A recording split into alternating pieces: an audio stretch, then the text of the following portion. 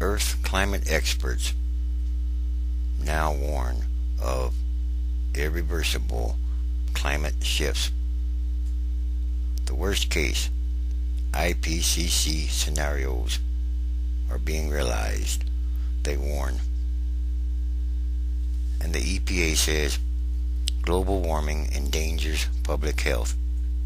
The Environmental Protection Agency has sent a proposal to the White House finding that global warming is endangering the public's health and welfare, according to several sources, a move that could have far-reaching implications for the nation's economy and environment.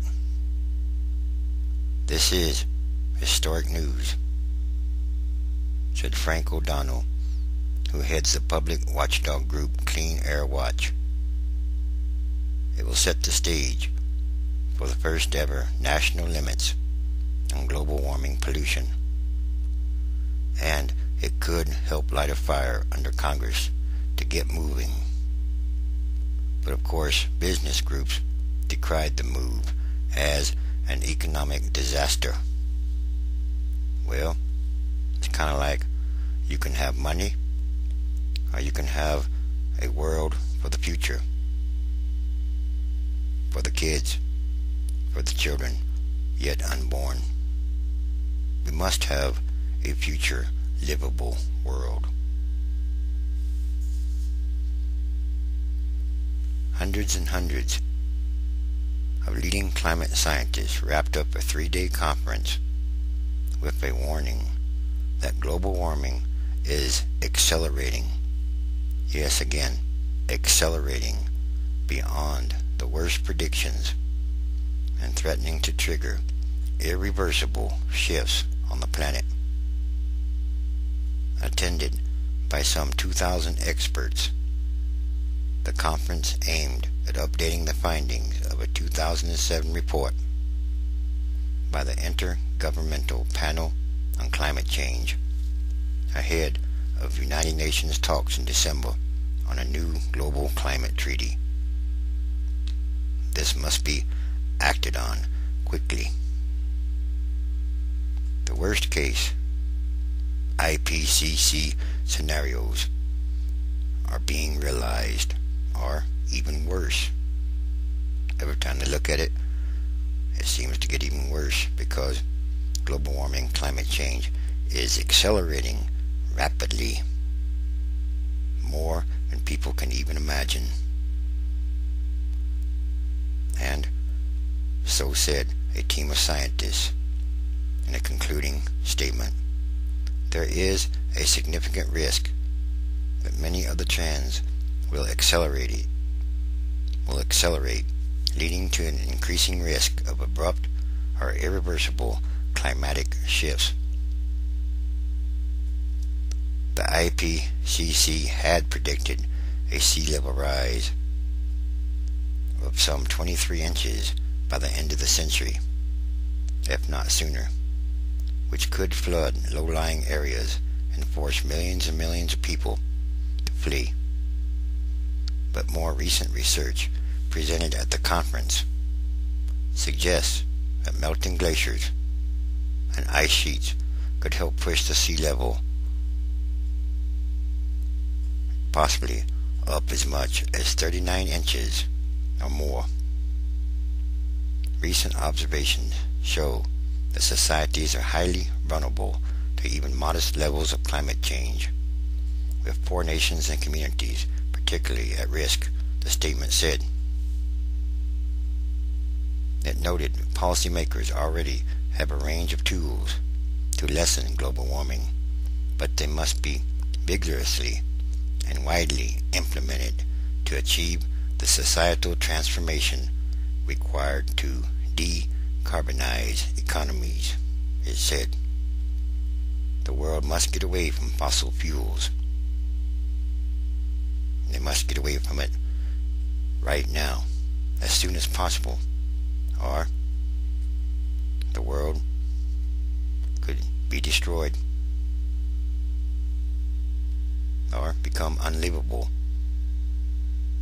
The conclusions of the Congress will be presented to politicians when they meet in December to discuss a new global agreement on greenhouse gas emissions to replace the Kyoto Protocol, which expires in 2012. And it would take approximately $54 trillion to change over to a sustainable world economy or environmental economy that can be sustainable for the future generations, that won't destroy the earth. That's a lot of money. And they're putting trillions and trillions of dollars just into fixing the economies. Where are they going to get the rest of the money? We know from scientific evidence that climate change is a reality, and that climate change will have damaging effects on the economy all over the world. Therefore, we need an agreement, and we need an agreement this year. Coming out of this, we have got to lay the foundations for a low carbon growth, which is going to be like the railways, like the electrical grids, like the vehicles. This is going to be over the next 2 or 3 decades the big driver in investment, or it should be. Green investments make sense because energy efficient economies will be more sustainable in the future. The nations of the world have got to stop worrying so much about today and start focusing on the future. What about the kids? What kind of world are they going to have to live in? It is about the future generations, or it should be. We know from this crisis that if we postpone looking risk in the face, it will bite us much more deeply. And the Northeast warned of new source of sea rise. New studies sees factor in ocean currents, subways, other infrastructures at risk. The northeastern U.S. coast is likely to see the world's biggest sea level rise from man-made global warming, a new study predicts. However much the oceans rise, by the end of the century or before, you can add an extra 8 inches or so for New York, Boston, and other spots along the coast, from the mid-Atlantic to New England. That's because of predicted changes in ocean currents.